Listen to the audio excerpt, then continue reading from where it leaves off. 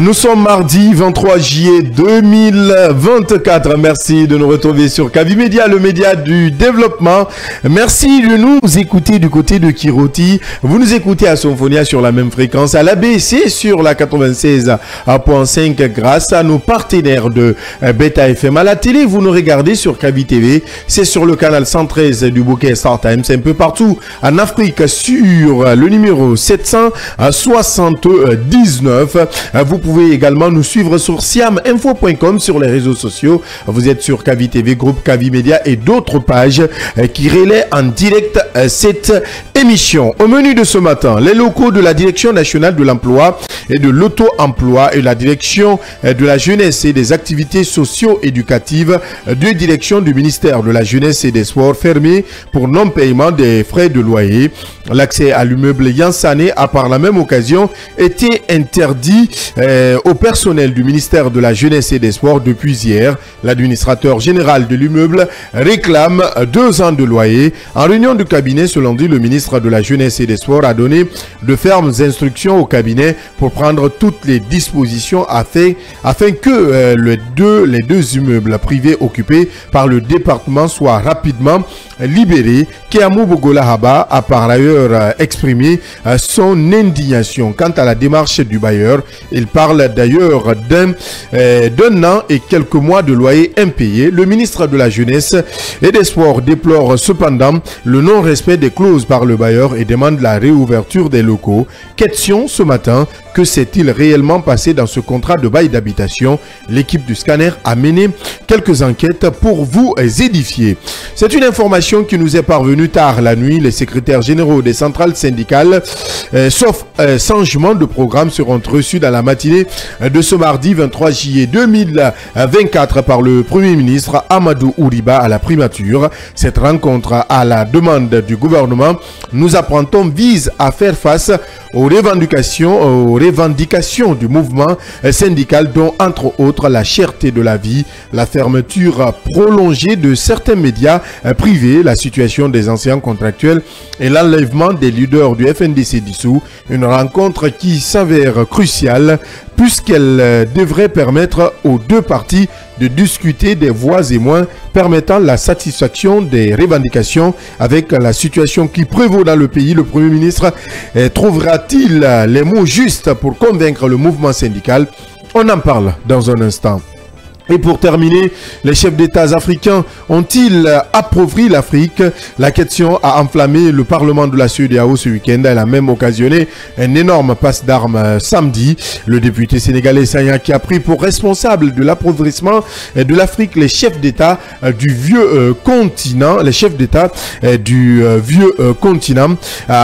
s'est heurté à une opposition de la première vice-présidente récemment nommée. Un débat très houleux, mais qui lève également un coin de voile sur la situation de l'Afrique, un continent riche mais avec des habitants pauvres. Triste réalité certes. Pouvons-nous tenir pour unique responsable les chefs d'État? Nous revenons sur ce sujet encore ce matin. Voilà entre autres sujets au menu de ce matin. Installez-vous confortablement. Bienvenue sur le média du développement.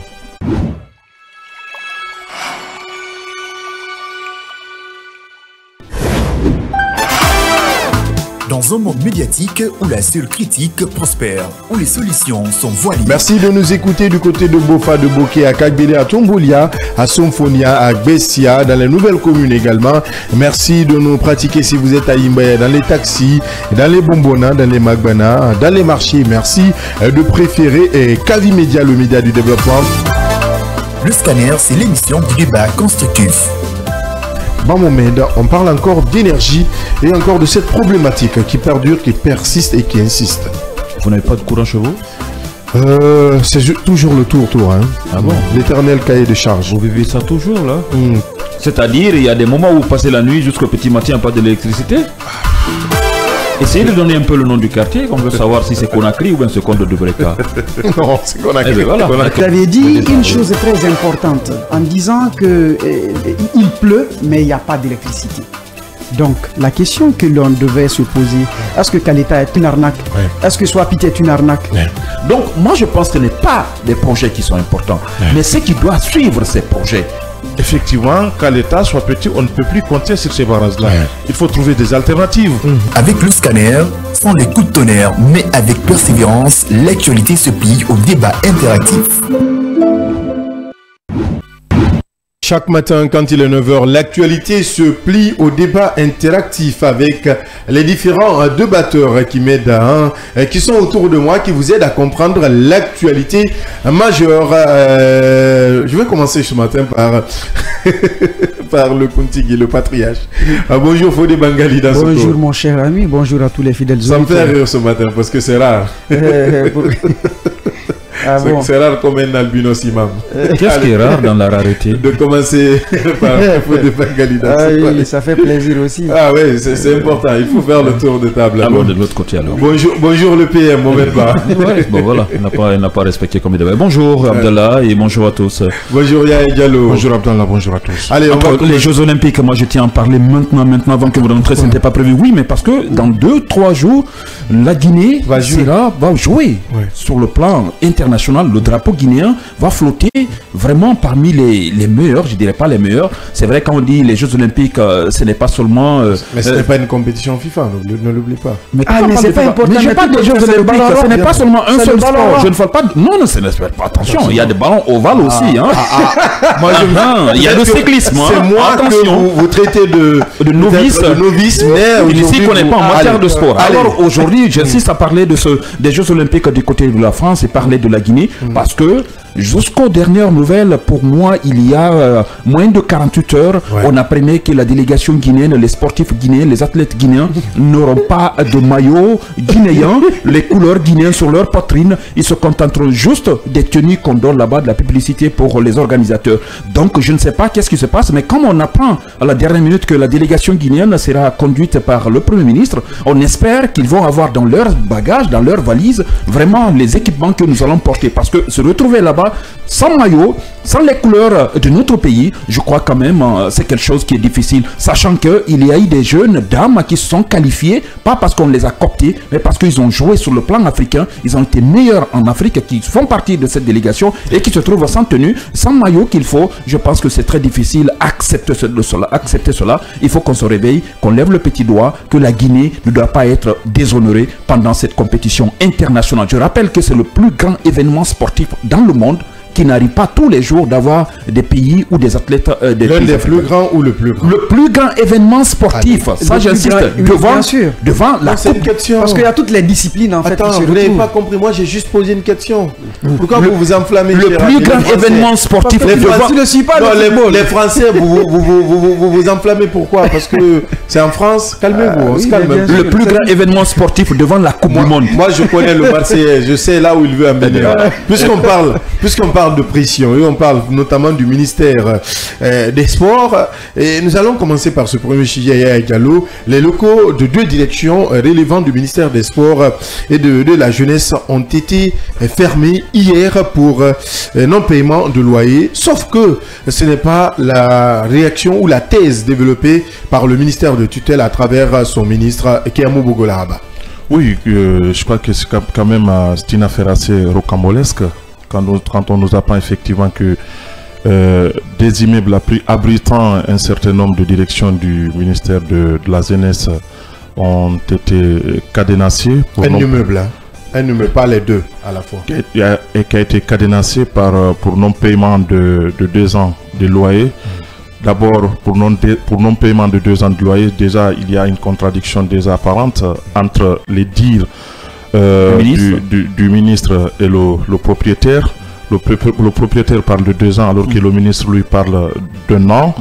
J'ai cru comprendre parce que pour un premier temps, Kéamou Bogolahaba s'est empressé d'écrire sur sa page Facebook que c'est une affaire qu'il a héritée et qu'il avait tout fait pour pouvoir avoir une lecture claire de la situation et qu'il n'avait pas pu pour un premier temps en avoir parce que pour lui il ne pouvait pas engager l'État dans une saignée financière et que pour lui il n'y avait pas un contrat en bonne et due forme qui était établi pour pouvoir effectivement permettre au département de comprendre les tenants et les aboutissants de ces 7 milliards par an, soit 583 millions par mois. Alors, j'ai écouté de l'autre côté aussi l'administrateur de l'immeuble qui avait effectivement expliqué que l'État leur devait 2 ans de loyer et qu'ils ont fait tout pour essayer d'attirer l'attention de nos autorités au plus haut niveau, notamment le ministre lui-même, et que finalement le ministre les avait reçus. Effectivement, il avait promis qu'il allait prendre toutes les dispositions nécessaires pour pouvoir permettre à ce qu'il y ait ce qu'on appelle un dénouement ou tout au plus une entente là-dessus. Mais finalement, ils ont constaté effectivement, disons, une sorte d'opposition parce que tout simplement, il n'y a pas eu, disons, une volonté affichée de la part du ministère de Transport de vouloir... Le ministère de la Jeunesse. De la jeunesse. De vouloir évidemment essayer de tout faire pour pouvoir trouver une solution, selon eux. Alors, patatras, c'est Kéamou Bogolaba qui revient pour dire, parce que il était revenu pour dire encore une fois, il y avait un contrat qu'il avait dû signer avec le concerné, c'était dans la correspondance qu'il a bien voulu adresser au propriétaire après cet événement, pour dire attention, nous avons hérité une situation. Je vous avais appelé à 2, nous avions discuté et je vous ai dit effectivement qu'on ne pouvait pas, puisqu'il n'y avait pas un contrat qui était établi, on ne pouvait pas s'engager dans une telle situation et qu'il fallait effectivement mettre en place un contrat, ce qui fut fait. C'est sur la base de ce contrat-là que voilà, donc, le ministère de la Jeunesse et du Sport a dû effectivement s'engager pour pouvoir payer les 1 an 3 mois, puisque ce qu'il a dit, ce qui est mentionné au propriétaire. Alors, l'un dans l'autre, moi je pense que il faut essayer de fouiller et voir effectivement qui avait signé, enfin, qui avait engagé le ministère, parce que l'État est une continuité dans le cadre de ce, disons, de cette location qui concerne le ministère le ministère du sport, de la jeunesse. Parce que tout simplement, c'est un fait, hein, c'est un fait dans notre pays ici, qu'on essaie, entre 2 amis, essayer de mettre en place, disons, un contrat oral comme ça, entre deux amis, et puis voilà, on engage l'État dans une telle saignée financière. Et ça ne commence pas au niveau du ministère de Transport. Vous vous rappelez, dès l'arrivée du CNRD, on avait soulevé quelques problèmes aussi concernant l'immeuble qu'abritait le Conseil constitutionnel, la Cour constitutionnelle d'alors.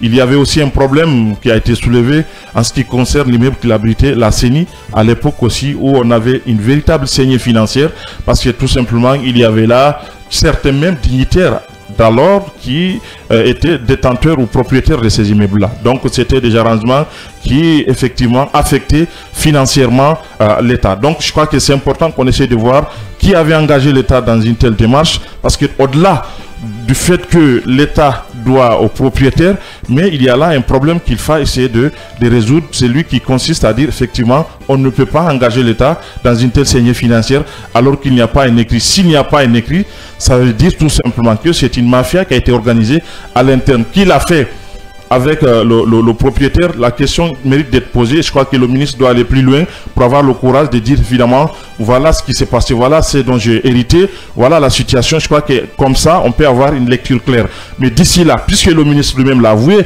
il a contracté un contrat entre le bailleur, enfin entre le propriétaire et lui. Je crois que c'est important que l'État puisse s'acquitter. Au-delà de ce qu'on est en train de nous dire par rapport à ce que le ministère, enfin la mise à disposition du nouveau siège du ministère de Sport. Ou du siège rénové.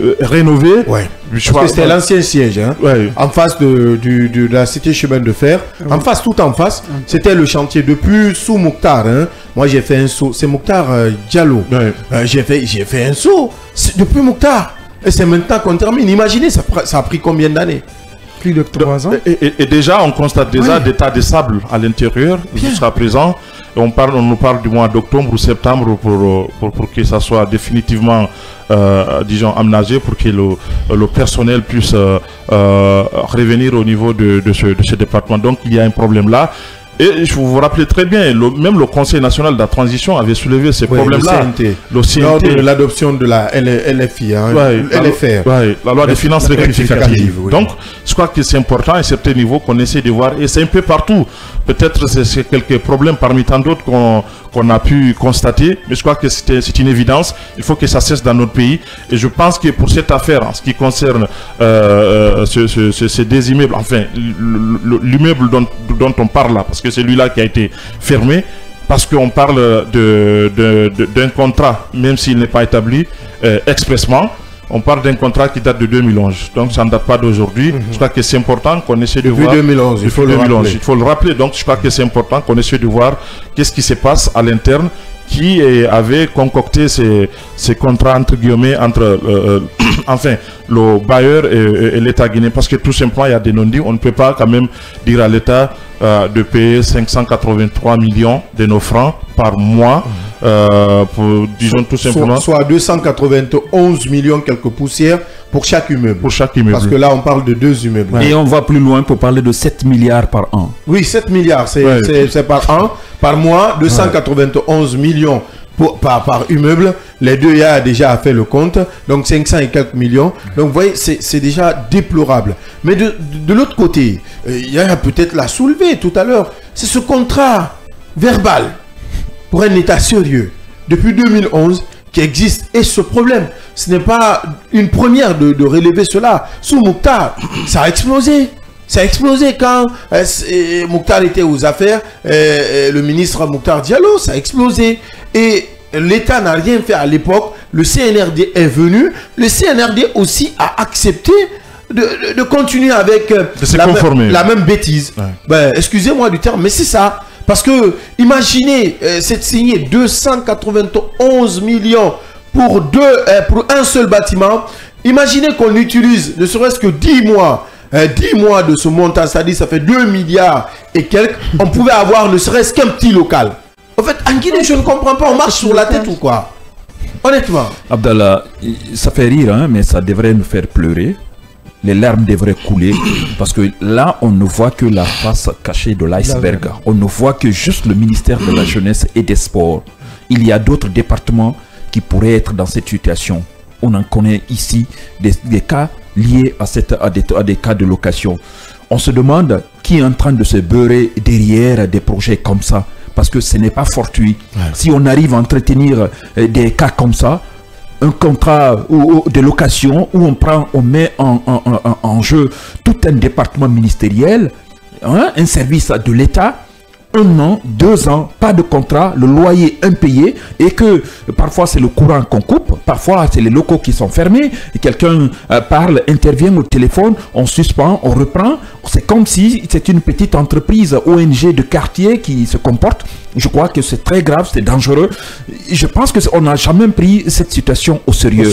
Ça n'a jamais été une priorité, des priorités en matière de mobilier dans notre pays. On ne peut pas comprendre ici qu'on arrive, quand le CNRD est arrivé au pouvoir, on a vu sur les réseaux sociaux des maisons dont on dit qui appartenaient à des particuliers et qu'il y avait des possibilités de les récupérer. Certains ont été récupérés. Nous savons très bien que la maison de la presse, la maison occupée aujourd'hui, c'est l'une des maisons, une partie quand même, illustration. Oui. Donc, il y a des maisons qui ont été récupérées et que l'État a la possibilité d'utiliser ces maisons sans que cela ne pose problème, parce que si vos biens ne sont pas, l'acquisition de vos biens ne sont pas bien justifiés, l'État a le plein droit de récupérer. Pendant ce temps, l'État est en train de prendre des maisons en location, alors que l'État a la possibilité de trouver d'autres maisons, d'autres meubles vraiment en place dans ce pays. Ça, c'est le premier facteur. Deuxième facteur, nous avons vu l'État construire des maisons. Je prends l'exemple juste au niveau de Donka,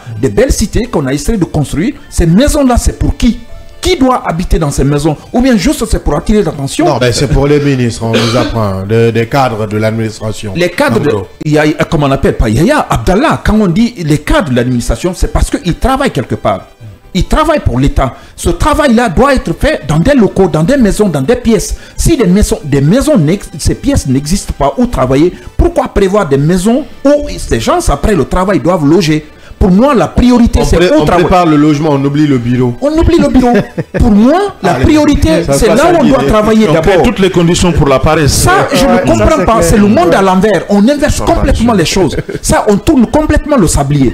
On doit trouver d'abord où on doit travailler. Si on a où travailler, on cherche à savoir maintenant, c'est le travailleur qui sait, l'employé qui sait où il doit gagner, où il doit dormir, où il doit rester dans un hangar, dans un, je ne sais pas, dans un placard, c'est lui qui sait. Mais ce qui reste là, c'est de trouver où travailler. Si vous n'avez pas où travailler, pourquoi trouver le logement? Une question peut-être qui va t'étonner, qui va un peu t'égarer peut-être de tes analyses. Si tu veux te reposer en République de Guinée, tu te diriges vers quel département ou quelle est la branche entre le privé et le public? Qu'est-ce que tu choisis si tu veux bien te reposer? C'est la fonction publique. Bien. Donc, quand tu me parles de travail, je suis étonné là. Parce que moi-même là, je suis étonné. C'est malgré moi. Parce qu'aujourd'hui, juste entre parenthèses, quand on dit fonction publique, si vous voyez la ruée vers la fonction publique, parce qu'on sait là-bas, on ne travaille pas, on ne fout rien. Après, tu as on fait 1 ou 2 ou 3 jours. Oui, et tu es à la maison tranquillement, tu vas par mois, tu vas 3 ou 4 jours, et puis le reste, c'est ton salaire. Ça, c'est dangereux. Donc, toutes ces maisons qu'on prévoit pour des ministres qui n'ont pas de bureau, parce qu'ils sont en location, il faut qu'on se dise dans la vérité que ça ne va pas. Troisième chose, on a vu des maisons qui ont été... En un laps de temps, on a récupéré des maisons. On dit c'est des...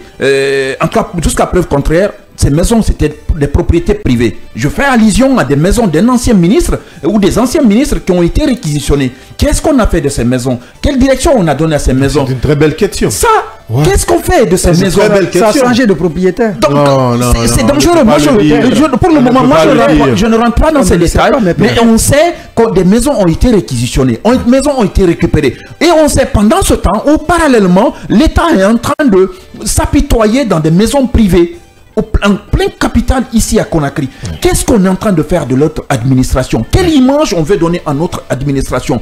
Pourquoi on met la Guinée dans des situations inconfortables? J'apportais tout à l'heure un sujet de passage à l'introduction ici. On fait tout sauf l'essentiel par rapport aux Jeux Olympiques. On n'a pas nos couleurs avec nous. Je ne vais pas m'attaquer à qui que ce soit, mais il faut qu'on se réveille. Ce pays-là, nous n'avons pas d'autre nationalité. Nous n'avons que la nationalité guinéenne et nous avons notre image à défendre. Nous avons l'image de notre nation à défendre. Si tu sais que tu ne peux pas faire quelque chose pour ce pays, tu ne peux pas défendre l'image de ce pays, nous sommes désolés.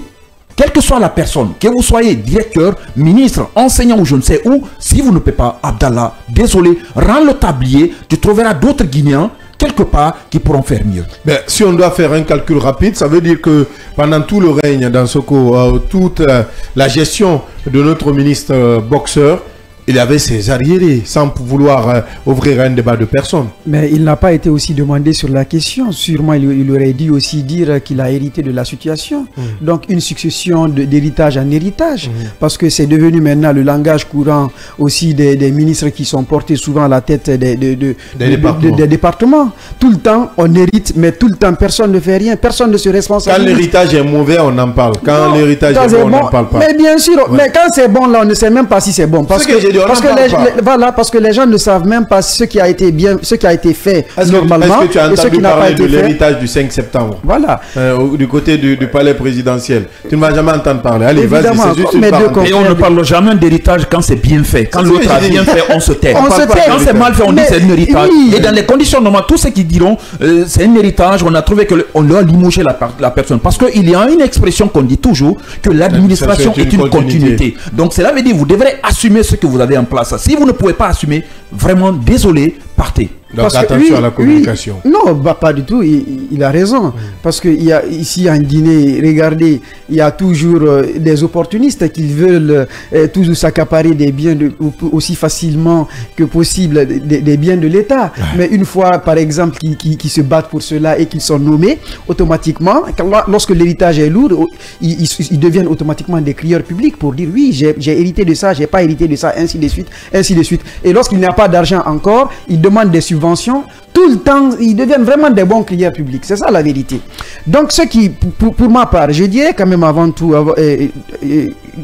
en fait, avant de planter le décor, de dire ici que le diagnostic d'abord revient à la justice. C'est un problème judiciaire. C'est ça la vérité. Comment c'est parce que mon cher parlait, non, je dis normalement. Normalement. Voilà, je dis normalement parce qu'il parlait ici d'un contrat de bail et sur la base orale, je ne sais pas, entre particuliers. Oui, parce qu'hier on avait un juriste dans nos locaux. Évidemment. Tu me le rappelles. Voilà, mais comme nous déjà, moi je ne suis pas juriste, mais tout compte fait, on le dit souvent, et un grand penseur dit que l'essence de la vie déjà c'est l'expérience. Je peux poser aussi mon diagnostic de la situation. Cela est important. Et on disait que c'est 4 niveaux au niveau de cet immeuble qui ont été cadenassés. Donc voyez-vous que au moins à un moment donné, un État vieux, parce que j'ai dit vieux, en Afrique, je parle d'une nation vieille, au moins de 66 ans, presque, jusqu'à présent, qui a des directions nationales au sein de sa propre capitale, dans des bails privés. Comment vous trouvez ça? C'est pas une honte? Dans des bails privés, hein, peut-être, oui, mais écoutez, Abdallah, c'est pas... Ça peut se comprendre si on n'a pas de local. Non, ça peut pas se comprendre. On a 65 ans, on a été souverain totalement, on a coupé le cordon totalement. C'est là-bas la souveraineté même. Voilà, la souveraineté, on a acquis une souveraineté totale. Et aujourd'hui encore, qu'il y a des ministères qui existent encore, qui sont en train de tirer des petits bouts de papier pour dire ils n'ont pas comment honorer tel contrat par rapport à une location. C'est vraiment une honte. 7 milliards quand même, ce n'est pas 700 000. La dignité ne doit pas être négociée. La dignité, lorsque vous l'avez conservée là dignement, et marcher sur les talons. Mais si vous ne le faites pas, c'est que quelque part vous avez biaisé, vous n'avez pas été à la hauteur. Et c'est ce qui se passe. C'est malheureux. Parce que moi, je comprends aussi le bailleur. Aujourd'hui, l'État, regardez comment un ministre... Mais s'ils ont fait un écrit, le bailleur risque de se retrouver en pleine infraction. Attention.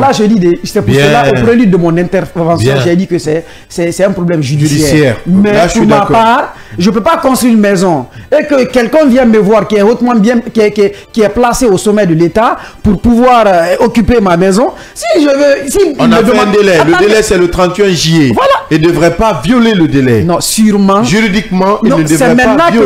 C'est maintenant que le problème est sorti. L'État ne devrait pas lever le ton dans cette situation. Voilà. C'est maintenant que le problème est sorti. C'est ça le problème. Le gérant parle de 2 ans, Abdallah. Le gérant parle de 2 ans. Un an, 3 mois. Mais un an, 3 mois dans ta maison. Tu me loses dans ta maison. Mais et que je fasse, même si c'est un écrit entre toi et moi. Est-ce que tu as bien vu? Attends, mon cher ami. L'écrit est venu quand? Non, ils ont fait un écrit quelques mois plus tôt. Je suis d'accord. Oui, après ils ont dit qu'ils devaient patienter jusqu'au 31 juillet. Donc le 22 juillet, s'il vient, il ferme les locaux. C'est que lui-même, il est en porte-à-faux avec la loi. Comprenez? Hier, ce n'est qu'hier. Ça ne fait même pas 24 ans qu'on a reçu ces juristes. C'est pour cela... Moi, j'évite de juger. On ne juge pas. Je ne juge pas. Bien. Mais je suis aussi du côté du bailleur. Parce que moi, ma maison, quelqu'un ne peut pas loger dans ma maison pendant 1 an et quelques. Et que je ne demande pas aussi quand même. Ta position est connue. Mais attends, c'est très clair. Et puis c'est pas n'importe qui cette personne. C'est l'État. Parce que tous ceux qui travaillent dedans sont payés. Et chaque fin de mois, leur salaire tombe. Les États-Unis, première puissance. Le pays le plus puissance, la plus endettée. Dans location. Oui, la plus endettée. Les dettes font partir du business. Mais ça, c'est une dette extérieure. Mais une dette intérieure comme ça, c'est de la honte. Ce que moi j'aimerais dire, et puis il faut accepter la décentralisation, c'est important. Il ne faut pas pouvoir amener toutes ces directions nationales, en fait, s'enquister, s'engouffrer sur une petite péninsule, presqu'île à Kaloum, pour pouvoir encore nous donner des tournis au niveau des chiffres lorsqu'il s'agit de payer les frais de loyer. On pouvait amener ici à Hamdallah, on pouvait amener à Kagbele les directions nationales. Ou à Symphonia.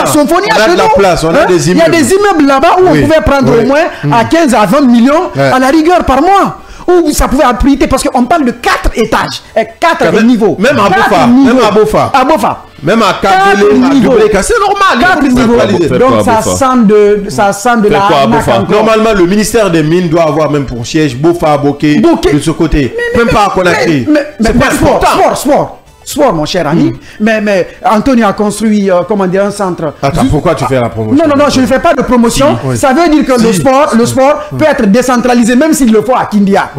Ok. On va dire alors des mécènes ont construit des centres vers Dubreka. Oui, Partout, il faut décentraliser, il faut éviter cette saignée financière parce que ça profite à des gens qui tapis dans l'ombre. Et puis ça sent de l'arnaque encore une fois de plus. 293 millions et puis 7 milliards l'année. 7 milliards aujourd'hui. Combien de départements ils pouvaient construire avec ça? S'ils étaient sérieux, s'ils n'avaient pas par exemple de sous-traitance en sous-traitance pour pouvoir encore gonfler les factures. Pas une mafia organisée. Donc, si ma mémoire est bonne, excuse-moi, et sauf si le cas a été régularisé, le tribunal de première instance de Dixine était dans la même situation de location. Je ne sais pas si cela a été régularisé quelques années. Quand j'avais la main, je connaissais certaines informations dans les temps, je viens dedans. Le ministre... Mais arrêtez de rire. Ça fait rire. C'est celui qui doit traiter les dossiers. Abdallah, pour aider mon cher ami, voyez-vous, ne nous leurrons pas, mais il y a une réalité. Lorsque tous les départements ou ministériels sont incapables de payer d'abord les frais d'électricité, ne soyons pas surpris aussi qu'ils occupent aussi les maisons privées, comme ça, et sans pouvoir les honorer leur contrat. C'est ça la vérité. En 2 semaines, on a eu plusieurs bombes à la fois. Donc les départements ministériels ne payent pas. Ne payent pas d'électricité. Pourtant, il y a des ministres même qui sont vendus lors d'un conseil des ministres. Le porte-parole avait soulevé le... Mais lors d'un conseil des ministres, le ministre porte-parole l'avait dit de couper. Mais pourquoi ça n'a pas été le cas? Vous voyez, c'est ça un discours politique. C'est ça la différence entre un discours politique et la réalité. Et sur le terrain, on le comprend déjà aujourd'hui. Donc il faudrait que ça change. Il faudrait une vraie refondation. Mais il y a, comme on appelle Abdallah, tout ce qu'on dit là, je pense, on le dit pas, on ne parle pas parce qu'on veut parler. Nous, notre cible, notre objectif, c'est le développement. Comment peut-on se développer si des situations comme ça ne sont pas réglées quand même dans un pays?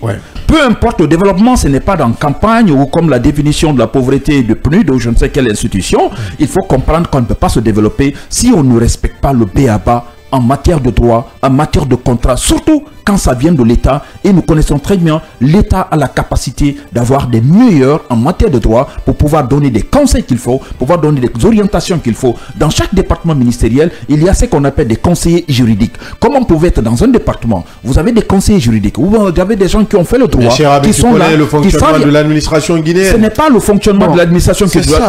Ce sont les réalités. D'ailleurs, c'est de parler de ce qui est normal. La Guinée doit fonctionner comme les États-Unis. Ça ne veut pas dire, il ne faut pas comparer. Il faut qu'on fonctionne comme un État normal. Vous ne voulez pas que la Guinée fonctionne comme un État normal? Alors, mais pour l'heure, c'est très difficile. Rêvons. Pour finir, moi, je n'ai pas terminé.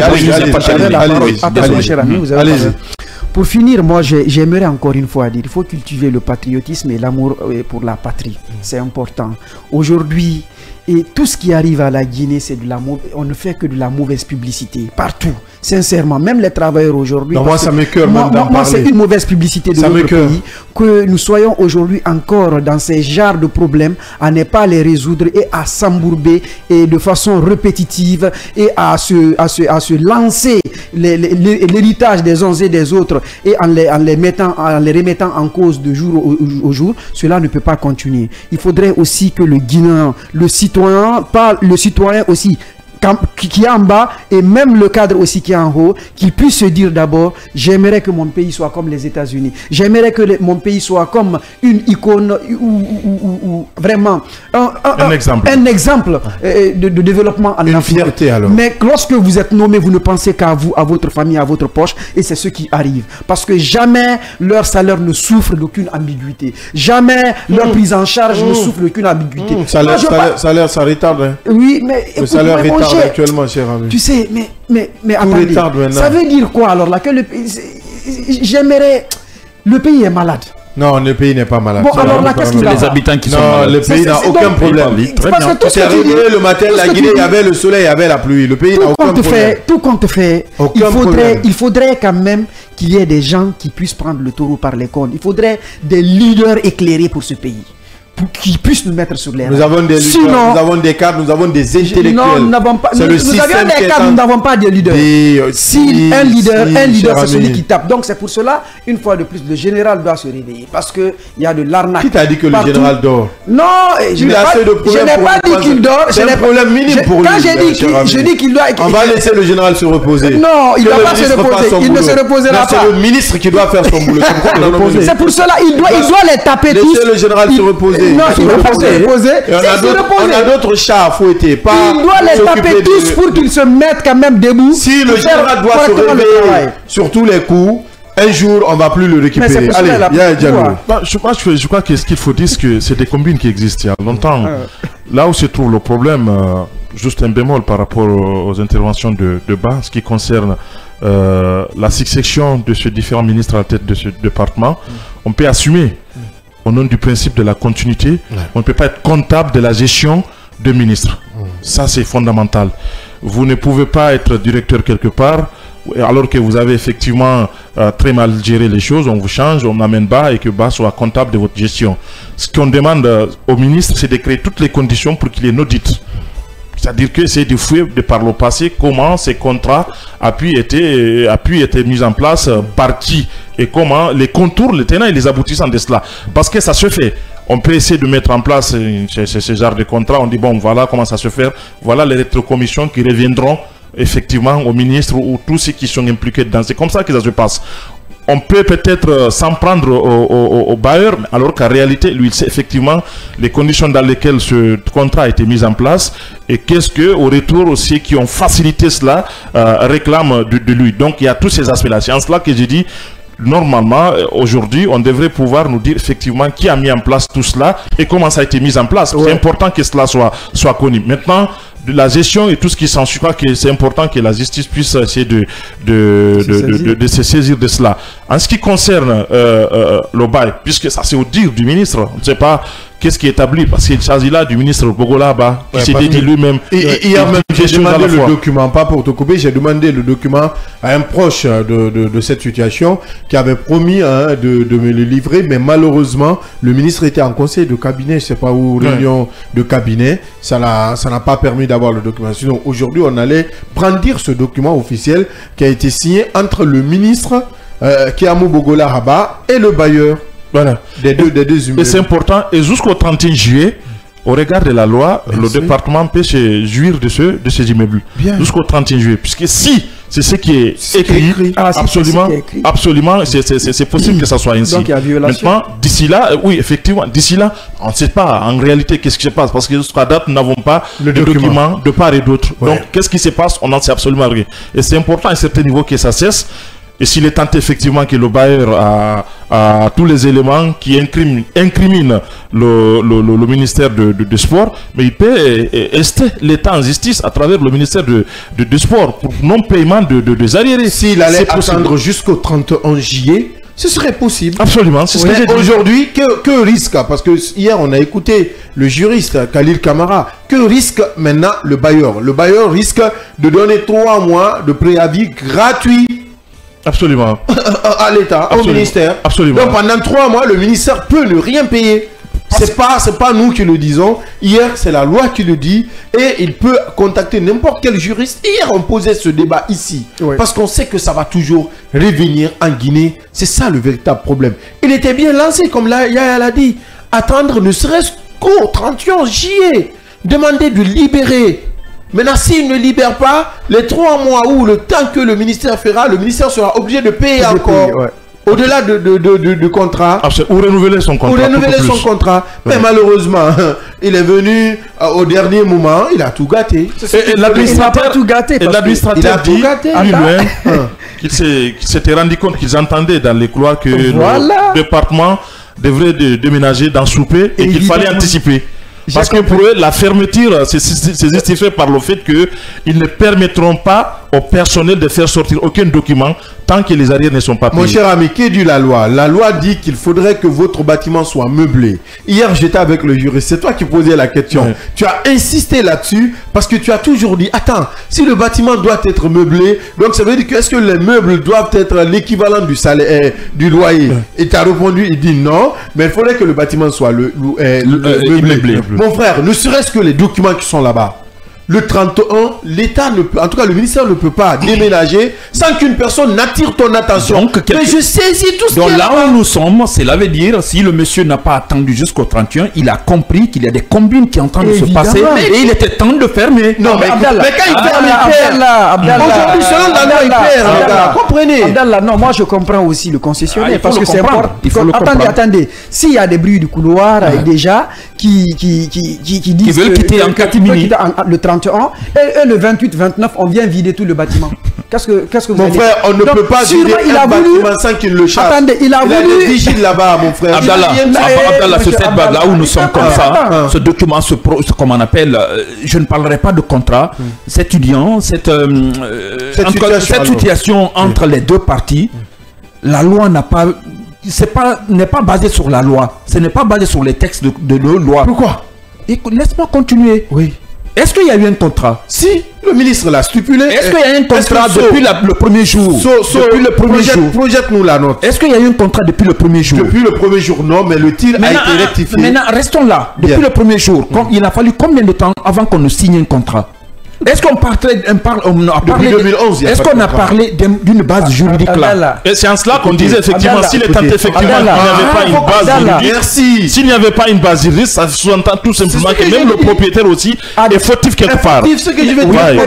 Mais si le propriétaire est fautif quelque part, cela veut dire qu'on donne l'avantage à l'autre part, c'est-à-dire à l'État. Mais l'État, ce n'est pas une personne du quartier ou là. L'État est impersonnel. Qui l'État? L'État est impersonnel. Est-ce que notre État devrait être retrouvé dans cette situation comme ça là? Je vous donne ce bourbier. Je vous donne un exemple. Oui. Supposons qu'après le coup d'État, le CNRD, dirigé par Mamadi Doumbouya, disent que vous n'aviez pas monsieur l'administrateur général du bâtiment, Yansane et Sankara. Rien ne nous lit, il n'y a pas un document qui atteste que nous avions autorisé que les directions là, aménagent là. Sauf que c'est là. Non, je vous donne un exemple. C'est un exemple juste, je donne. Si l'État partait sur cette base, puisque vous l'avez dit, l'État est impersonnel, et s'il n'y a pas de document, comment, même à la justice, tu peux réclamer un droit s'il n'y a aucune base légale? Je peux te répondre. Maintenant, le ministre vient. Oui, je finis après, vous avez la parole. Le ministre vient, lui-même, il amène le gars vers un terrain juridique sans qu'il le cherche. Il dit, ok, faisons un contrat, oui, pour reconnaître que oui, il y a 2 ans, 3 mois, le contrat s'étale sur 2 ans, 3 mois. La précision, elle est très importante. 2 ans, 3 mois. Donc, le contrat doit finir le 31 juillet 2024. Ce n'est pas moi qui ai commencé, c'est vrai. Mais puisque l'État est une continuité, on fait une base légale, on écrit. Si on avait le document aujourd'hui, ça allait être plus facile. Mais le ministre ne reconnaît qu'il est 1 an, 3 mois. Non, je veux parler du document. Le document, c'est 2 ans, 3 mois. Ouais. Et le ministre dit, ok, j'ai payé, on s'est acquitté d'1 année. Ouais. Donc, nous devons payer 1 an, 3 mois. Mais l'échéance, c'est jusqu'au 31 juillet. Que dit la loi? La loi dit, pour un contrat à durée déterminée, le bailleur, pour un préavis, une interruption avant la date d'échéance, qu'est-ce que la loi dit? Vous lui accordez 3 mois de préavis gratuit. Moi, je suis là. Oui. Gratuit. C'est là, il s'expose. Je ne dirais pas qu'il n'aura pas son argent. Mais elle va donner 593 millions 3 fois à l'État. 3 fois, banalement. Parce que tout simplement, il n'a pas lu ce texte de loi, il n'a pas compris la loi. Je pense qu'il y a un problème de maturité ou de manque de responsabilité. Si on arrive, si et seulement si le ministre arrive à dire qu'il ne reconnaît que 1 an, 3 mois sur 2 ans, je pense qu'on est en train de fuir, le ministère est en train de fuir à ses responsabilités. Ce n'est pas le ministre, hein, mais le ministère. Le ministère. Débat de personne. Non, le ministère est en train de fuir à ses responsabilités. Lui-même, il dit qu'il a reconnu que depuis 2 ans, ces locaux ont été occupés par le département. Oui. Maintenant, pourquoi on va refuser? D'ailleurs, moi, je suis surpris de l'entendre qui n'a pas reconnu. Les 200 doivent être reconnus. Non, ça a été, un an a été payé. Oui, selon lui. Ils ont payé déjà un an. Le ministère a payé un an. Bon, Abdallah, c'est ce que moi je ne comprends pas, parce que tout de suite tu parlais de l'exemple lorsque il y a eu coup d'État, ainsi de suite. Les 2 ans qu'on parle là ont été contractés au temps du CNRD. C'est ce que je dis. Mais attends, oui. Le bail n'a pas commencé au temps du CNRD. Je suis entièrement d'accord. Le bail date de 2011. Je suis d'accord. Moi, je parle du bail d'abord. Je suis d'accord. Bien. Quand on dit 2011, cela veut dire les premières heures de oui, c'est Alpha Condé. Tu dormais, il faudrait qu'on te réveille. Depuis très longtemps. Non, c'est une précision que je veux juste sortir. On doit te réveiller. Non, je suis là. Voici le document officiel produit par le ministère de la Jeunesse et des Sports. Dans ce document, il est stipulé qu'une année ont été, les frais de location d'une année ont été payés. Tous ces problèmes parce qu'il y a eu de l'arnaque, il y a eu des, parce que quelqu'un est en train de profiter, il y a eu de la mauvaise volonté, il y a eu des mauvaises personnes qui se sont la CRIEF doit se saisir d'un dossier à coup de milliards. Évidemment, évidemment. C'est un dossier pour 1 milliard. 1 milliard, oui. Non, ça dit pas. Non, tu n'as pas compris. La CRIEF se saisit des dossiers à partir d'1 milliard. Donc c'est un dossier pour la CRIEF. Voyez-vous, donc un bon dossier. Ça veut dire que ça continue. Et c'est pas le seul cas. Nous sommes en train de dénoncer quelque chose déjà qui s'est ancré même dans les gènes. Dans ce cas, puisqu'il y a des personnes qui nous écoutent à la radio, dans la note service portant objet, dans la note portant objet règlement de litige, c'est écrit dans le 3e paragraphe. Nous vous rappelons que dans le cadre de la résolution de cette incompréhension, nous avons signé avec vous un accord qui stipule en son article 4 que le présent bail est consenti et accepté pour une durée de 2 ans et 3 mois, dont le bailleur du contrat a déjà bénéficié 1 an de paiement, ce qui est écrit, pour la période du 1er mai 2022 au 30 avril 2023. Donc payé. Le preneur lui reste redevable d'1 an de loyer plus 3 mois de délai de préavis pour la période du 1er mai 2023 au 31 juillet 2024. Donc la période de préavis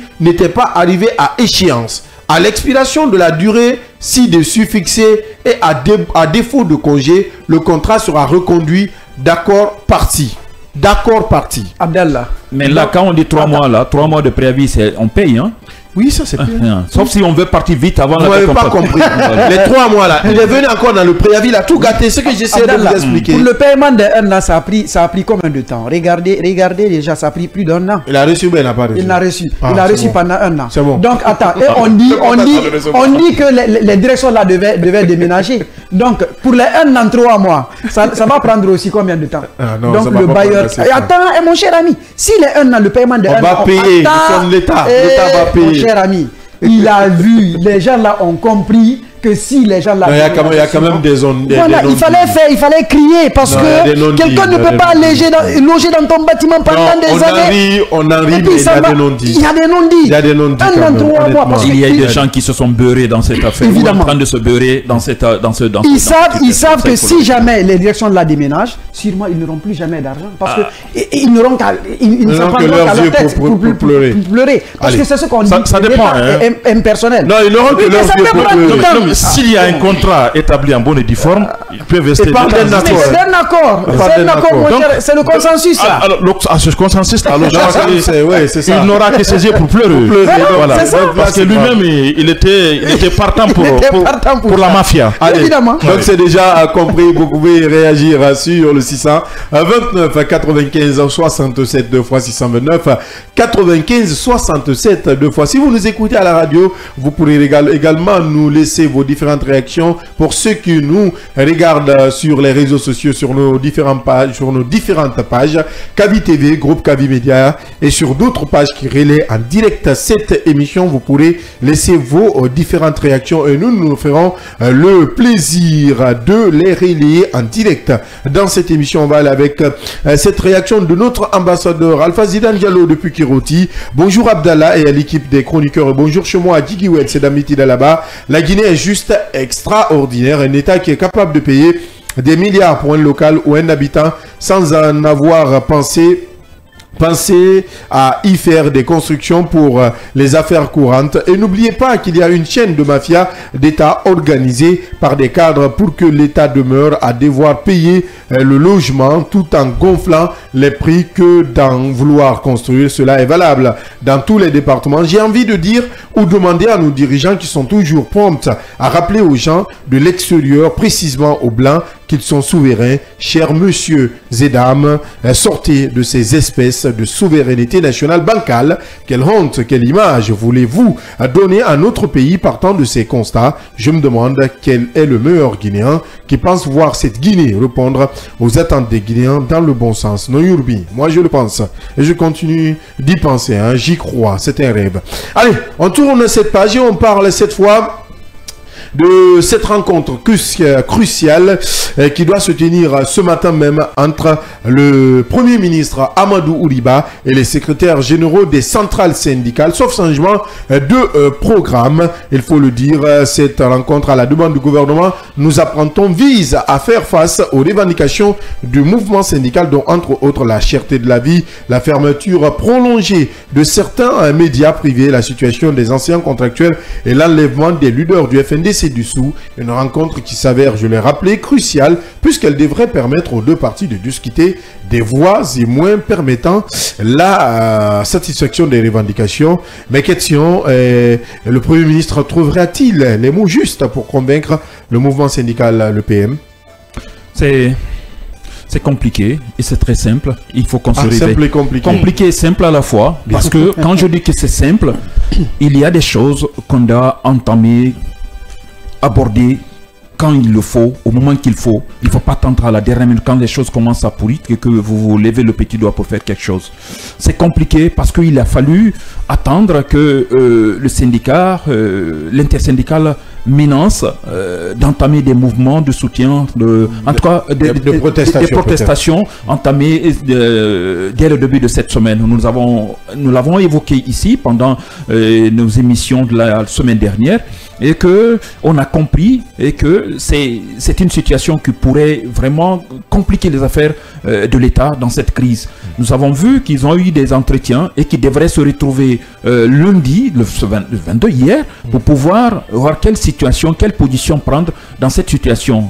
Parler d'arrestation ou d'enlèvement des Guinéens en plein jour ou en la nuit, on ne sait pas. Et sans que les autorités ne sachent la cherté, ensuite parler de la cherté de la vie, ensuite parler des contractuels, parler de la vie des fonctionnaires. Je crois l'ensemble de tout ça, on a même évoqué ici, on a dit que certains chroniqueurs avaient parlé que c'était pas une bonne position pour les syndicats. Moi j'ai compris, j'ai dit que ce n'est pas seulement le cas des Fonikemeng et compagnie qu'il faut voir, mais on parle de la cherté de vie. Quand on parle de cherté de vie, on parle de forcément la vie. Il y a des fonctionnaires, il y a des travailleurs qui sont affiliés à ces structures syndicales que ces représentants devraient prendre en charge. Donc, il a fallu qu'il y ait des menaces. On a même parlé des huissiers de justice qui avaient aussi menacé.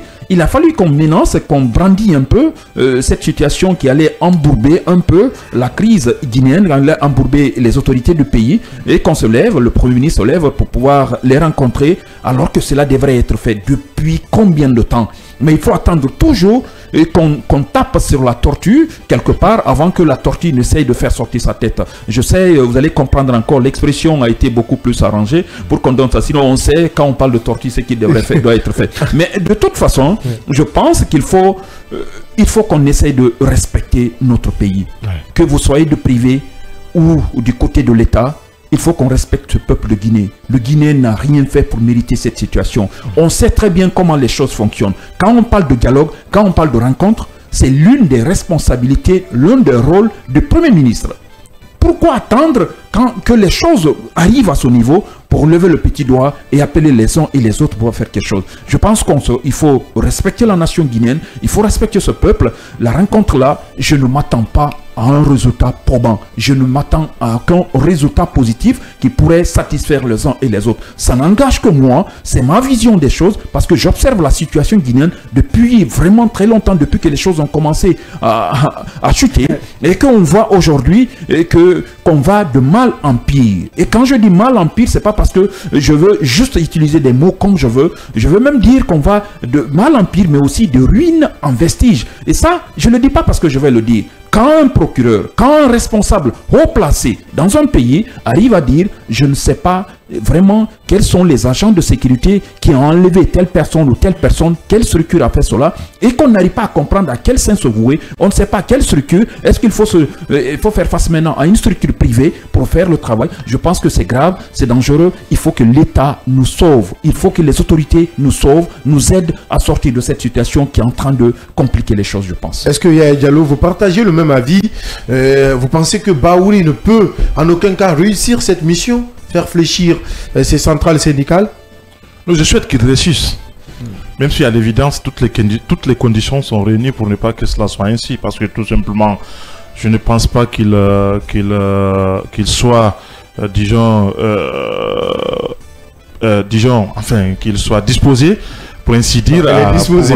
Non mais, elle est disposée, mais est-ce qu'il va réussir? Non, j'ai dit, je ne pense pas qu'il soit disposé à pouvoir avoir, disons, la situation en main et essayer de trouver le juste milieu entre lui et la classe ouvrière. Parce que ce qu'il faut dire, c'est que c'est quand même fondamental qu'on puisse prioriser le dialogue dans notre pays, ce qui n'est pas le cas. Nous sommes dans une situation de défiance de part et d'autre et que chacun pense qu'il a ce qu'on appelle la vérité absolue à son niveau. Alors qu'il faut créer toutes les conditions pour qu'on essaie de se parler. C'est en discutant qu'on trouvera forcément une issue et éventuellement des solutions pour nous éviter. Et on l'a dit ici, nous l'avons dit dès l'entame de cette crise-là, elle était gratuite, elle était créée de toutes pièces. Et voilà, aujourd'hui nous sommes dans cette situation. Il faut nous éviter cela. On pouvait nous éviter si éventuellement le Premier ministre lui-même avait pu faire comme bataille de cheval de bataille pour ainsi dire. Le dialogue, je crois que il est de ce ressort de faire la promotion du dialogue social et politique dans notre pays. De façon quotidienne. Absolument. Pas qu'à ça crie, il faut venir dans la absolument. Oui. Donc ce qui sous-entend, ce qui veut dire, ce qui suppose, il peut à un certain niveau même prévenir certaines choses et pourquoi pas trouver une solution bien avant que cela ne soit trop tard. Je trouve que c'est pas le cas. Alors qu'aujourd'hui, nous sommes dans une situation où tout semble indiquer effectivement que la classe ouvrière, parce que c'est de là qu'il s'agit aujourd'hui, les syndicats avaient bien voulu effectivement créer, enfin, se retrouver pour essayer de voir qu'est-ce qu'il faut faire face à tout ce qui se passe dans notre pays ici. Je rappelle que c'est de sa mission, on l'a dit ici la semaine passée, les syndicats ne devraient pas s'associer aux politiques, au risque de complètement, disons, dénaturer leur lutte. Parce que tout simplement, quand vous avez pour vocation de défendre les travailleurs et leurs conditions de vie, je crois que ça n'a aucun sens que vous puissiez vous greffer, disons, à la lutte de la classe politique. Donc, ce qui sous-entend que, au contraire, ce qui devrait se faire, c'est les politiques à un certain niveau qui devraient profiter de la lutte syndicale pour essayer d'en tirer ce qu'on appelle des dividendes politiques. Mais, à l'évidence, dans notre pays ici, et c'est le cas, depuis longtemps, on a connu ici des syndicats pro-gouvernement, des syndicats pro-opposition, classe politique, ça dépend du contexte. Je crois que c'est important, ils doivent y aller, c'est important qu'ils puissent aller écouter le Premier ministre, échanger et mettre sur table les revendications qui me semblent légitimes. Bien. Maintenant, il appartient au gouvernement à travers le Premier ministre de fournir ce qu'on appelle des réponses, disons, acceptables aux yeux de ces différents syndicats-là et au retour voir dans la mesure possible comment est-ce qu'il faut essayer de nous abrévier tout ce que nous vivons dans notre pays ici en termes de crise, parce que la cherté de la vie, quand on parle de la cherté de la vie, c'est assez sensible. Non, elle est effective. Ouais, et c'est sensible. Ouais. Je crois qu'à cela, il faut essayer de prendre toutes les mesures possibles pour pouvoir atténuer cela. Quand on parle de la fermeture des médias, c'est une évidence. Quand on parle de la situation des enseignants contractuels, je crois que là, pas plus tard qu'hier, notre reporter Ansouba Elobalde est allé à la rencontre d'un contractuel qui a été expulsé de sa maison parce que tout simplement il n'a plus de moyens. Donc c'est important que l'État puisse voir tout cela. Même si le porte-parole du MEPIA avait bien voulu rassurer ces derniers temps que tout est là pour essayer très prochainement de mettre en œuvre effectivement tout ce qu'il faut pour essayer d'engager ces fonctionnaires-là. Parce que je crois que c'est important à un certain niveau qu'on ait des hommes et des femmes qui peuvent réfléchir et comprendre que la crise n'arrange personne dans notre pays ici. Ouais, de part et d'autre, on ne peut pas continuer parce que aujourd'hui on est ministre ou on est gouverneur, on est gouverneur ou on est préfet, ou parce qu'on est opposant, on ne veut rien apprécier, on ne peut rien, disons, voir, disons, d'un bon œil. Ouais. Donc je crois que c'est important qu'on essaie de mettre en avant la République de Guinée. Et je crois que c'est ce qu'on appelle le patriotisme. Le patriotisme aussi, c'est de mettre à côté ses intérêts personnels et prioriser l'intérêt général. Aujourd'hui, c'est la Guinée qu'il faut voir en face. Et je pense que nous souffrons de cela il y a longtemps, de part et d'autre, que ce soit nos dirigeants, ce qu'ils aspirent à nous diriger. Il y a là un véritable problème, une contradiction dans les démarches des uns et des autres. Et je crois, pour finir, que la classe ouvrière, notamment les syndicats, doivent pouvoir effectivement comprendre la situation et rester. C'est cela aussi le mouvement syndical. C'est l'équidistance entre l'État et les politiques. Vous êtes à côté, vous suivez tout le monde à un certain niveau. Quand vous constatez ce qu'on appelle de dysfonctionnement, vous essayez d'alerter, d'interpeller. Éventuellement, si vous n'avez pas ce qu'on appelle une oreille attentive, vous menacez de gréver. Entre-temps, si on vous appelle de négocier ou de dialoguer, vous venez vous dialoguer. Si vous constatez effectivement il y a une volonté affichée de la part de ce qui nous gouverne de bien vouloir résoudre le problème, mais écoutez, je crois que rien ne peut empêcher les syndicats de s'asseoir autour de la table et de trouver une solution. Maintenant, si c'est des manèges qui sont mis en place pour essayer de contourner, disons, la réalité, là aussi, je crois qu'il appartient aux syndicats d'en tirer les conséquences. Oui, comme l'a dit Yaya, dans ce cas, est-ce que vous pensez qu'on devrait éviter des discours politiques ou la politique dans tout ce qui se passe maintenant? Est-ce qu'aujourd'hui, on doit tenir un langage franc vis-à-vis de ces centrales syndicales pour éviter que des remous sociaux? Parce que la transition, on le sait déjà, c'est avec ses tensions et ses efforts. Oui, mais moi, d'entrée de jeu sur ce sujet, j'aimerais dire quand même simplement que la sémence du dialogue doit prospérer. C'est important parce que, voyez-vous que aujourd'hui nous avions une chance quand même. Hein, je le dis en connaissance de cause, et concernant la nomination de M. Baouri à la primature, qui était déjà dans l'ODH, je sais pas, les droits de l'homme, ainsi de suite. Donc c'est un homme du Sirail, donc un des membres fondateurs. Donc aujourd'hui, s'il est porté à la tête de ce gouvernement, c'était à lui normalement de faire prospérer ce dialogue et que ce dialogue soit inclusif en appelant comment dirais-je, tous les acteurs à s'asseoir autour de la table pour pouvoir discuter. Tout de suite, quand même, j'ai suivi avec assez d'attention les propos de mon cher ami, même si je trouve un peu que il a été un peu alarmiste quelque part, parce que tout dernièrement, et la CEDEAO disait de responsabiliser en fait le dialogue intérieur, l'assise intérieure, de prioriser l'assemblée, l'assemblée, et qu'il faudrait que les Guinéens se parlent et que la transition se portait bien, le diagnostic qu'ils ont donné de l'autre côté, et ça m'a fait assez rire.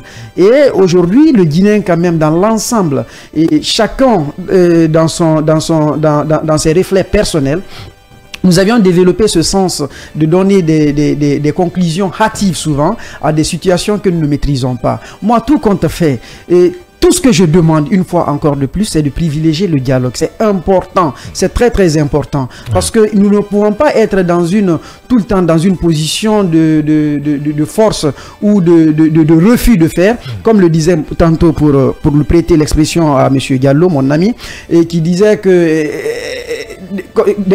chacun se prête à avoir la vérité absolue. Et c'est une réalité en fait dans ce pays. Donc lorsque les médias parlent, on dit oui, ils disent parce qu'ils défendent leurs intérêts, c'est eux qui ont la vérité absolue. Lorsque les syndicats aussi parlent, c'est eux qui ont la vérité absolue. Donc, mais tout compte fait, depuis un long moment, et l'observation, elle est là. Elle n'est pas quand même à ignorer. Et les syndicats et les forces vives de la nation, certaines entités de la société, normalement, sont devenus des instruments et pour les politiques et pour le pouvoir, l'exécutif très particulièrement.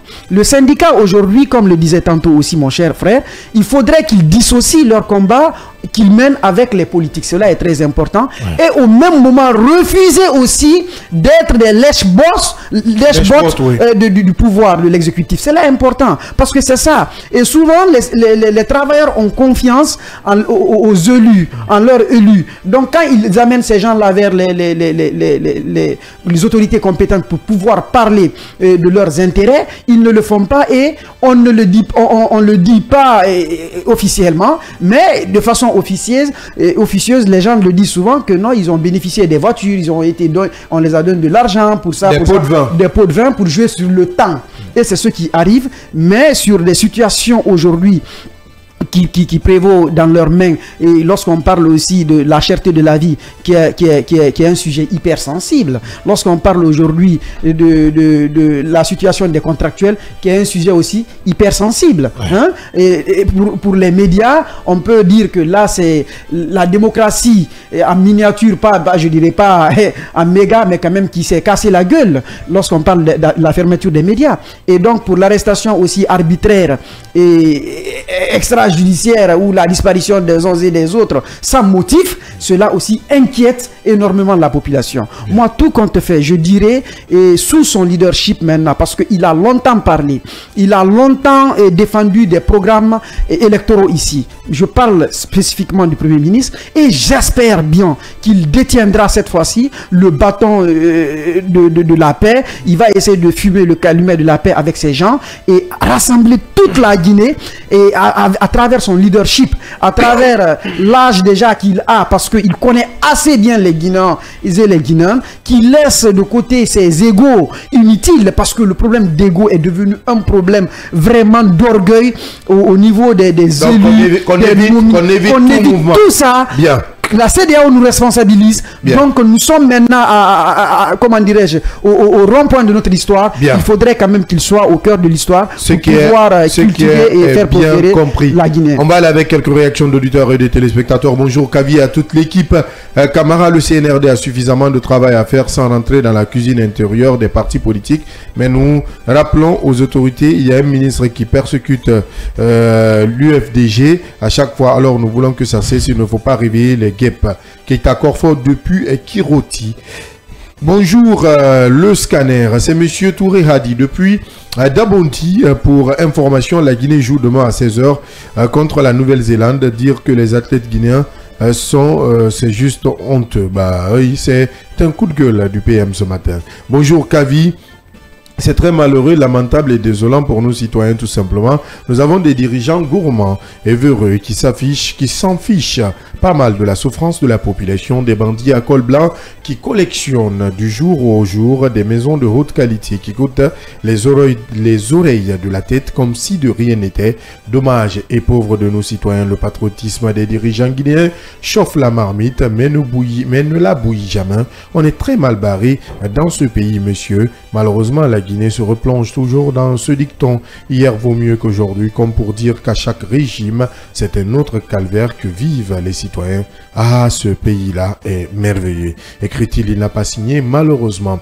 Bonjour les grands journalistes. Je pense que c'est le département des sports qui est inquiet aujourd'hui, mais je vous dis, tous les départements de la Guinée sont pareils. Seulement, les autres n'ont pas soulevé pour eux, mais l'État aussi doit prendre sa responsabilité, car vous venez de le dire, c'est de prévoir ou bien l'argent en gaspille. Qu'est-ce qu'il veut dire?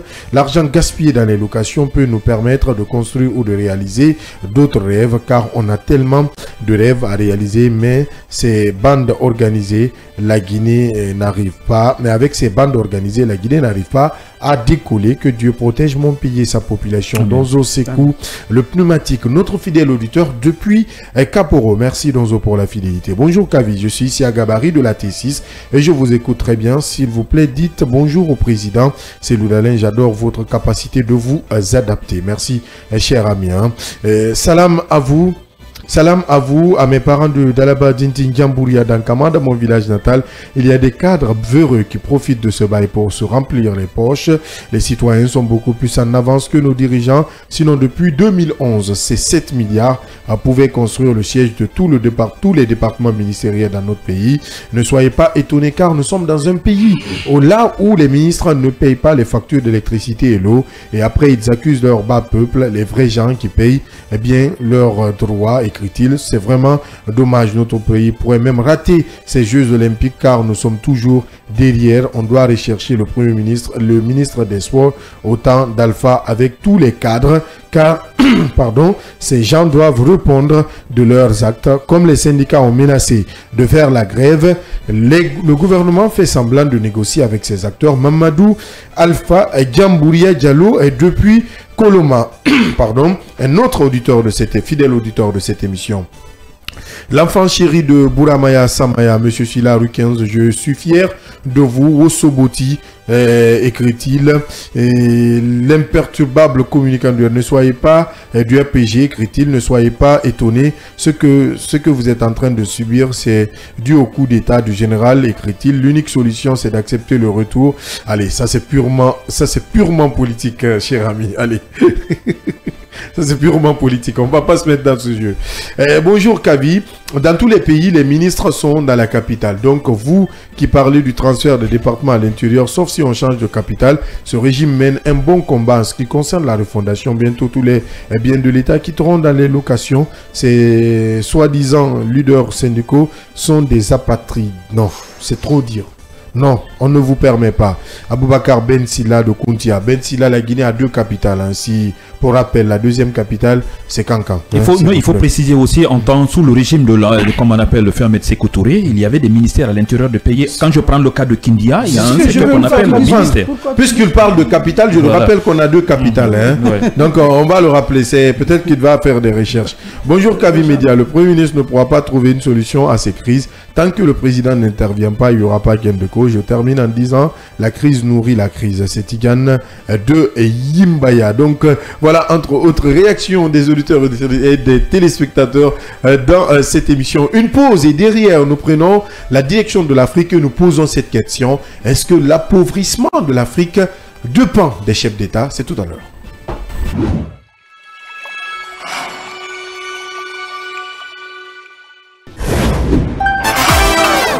Dans un monde médiatique où la seule critique prospère, où les solutions sont voilées. Merci de nous écouter du côté de Bofa, de Boké, à Kagbele, à Tombolia, à Somfonia, à Bessia, dans les nouvelles communes également. Merci de nous pratiquer si vous êtes à Imbaya, dans les taxis, dans les bonbonnas, dans les magbana, dans les marchés. Merci de préférer Kavi Média, le média du développement. Le scanner, c'est l'émission du débat constructif. Bon moment, on parle encore d'énergie et encore de cette problématique qui perdure, qui persiste et qui insiste. Vous n'avez pas de courant chez vous? C'est toujours le tour, hein. Ah bon? L'éternel cahier de charge. Vous vivez ça toujours, là? C'est-à-dire, il y a des moments où vous passez la nuit jusqu'au petit matin, pas d'électricité? Essayez de donner un peu le nom du quartier, qu'on veut savoir si c'est Conakry ou bien c'est Conde de Breka. Non, c'est Conakry. Voilà. Vous avez dit une chose très importante en disant que il pleut, mais il n'y a pas d'électricité. Donc, la question que l'on devait se poser, est-ce que Kaleta est une arnaque? Est-ce que Swapit est une arnaque? Donc, moi, je pense que ce n'est pas des projets qui sont importants, mais ce qui doit suivre ces projets. Effectivement, qu'à l'État soit petit, on ne peut plus compter sur ces barrages-là. Il faut trouver des alternatives. Avec le scanner, sans les coups de tonnerre, mais avec persévérance, l'actualité se plie au débat interactif.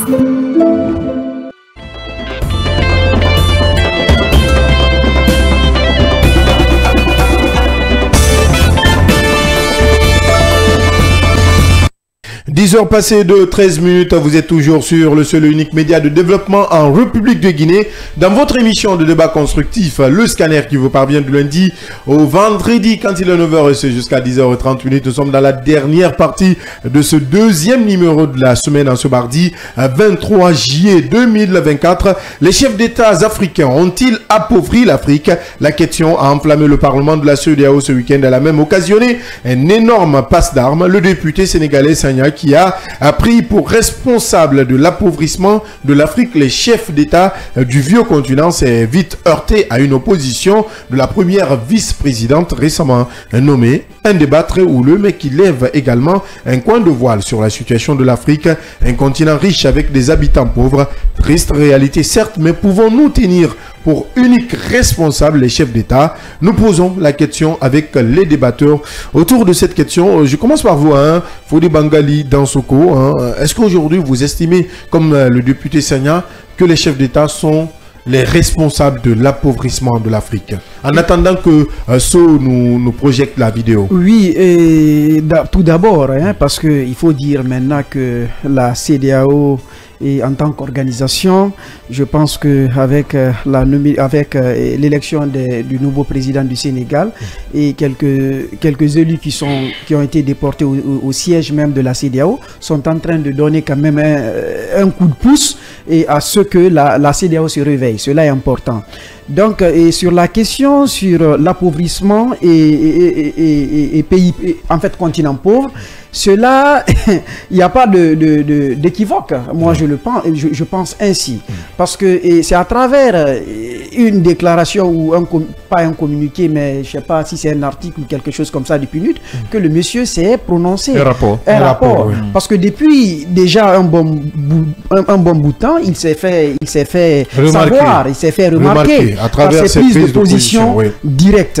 Donc, mais sur la question, ce qui est fondamental quand même, il faudrait quand même qu'il y ait une assise en fait une assise honorable de la CEDEAO, c'est important. Il faudrait laisser les gens débattre, il faudrait laisser les gens exprimer ce qu'ils veulent. Parce que le monsieur, il est démocrate, mais la vice-présidente déjà, et sûrement, elle s'est sentie Diaria Traoré, c'est de son nom, elle est descendue. Elle vient d'être nommée, mon cher ami. Donc ça veut dire déjà, ça ne justifie en rien quand même. Elle veut se faire connaître elle aussi. Voilà.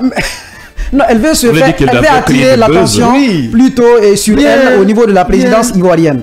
Mais cela n'a pas de sens. Cela prouve à suffisance déjà que la déclaration de M. Sagna déjà est la preuve que ça se passe d'abord en Côte d'Ivoire. C'est ça la vérité. Parce que sur la question de l'appauvrissement, c'est une réalité. Il ne faut pas se leurrer en vérité. Nous voyons tout le temps en Afrique des gens qui viennent, ils n'ont rien. Et lorsqu'il s'agit de faire des déclarations de leurs biens, ils sont muets. Personne ne parle. Ils n'entendent pas, ils ne voient pas en ce moment, ils ne parlent pas. Donc, automatiquement, on ne sait pas quel est leur patrimoine personnel.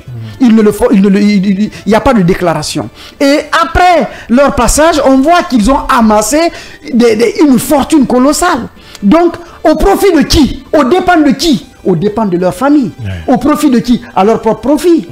Mais en laissant tout encore plus pauvre la population qu'ils ont trouvée pauvre. Donc là, en fait, cette question d'appauvrissement, elle est entretenue. Et elle sera entretenue longtemps qu'il n'aura pas une prise de conscience d'abord des responsables. Parce que ce qu'il dit, c'est très bien. Parce que lorsqu'on parle de pauvreté... Alors pourquoi les indépendances?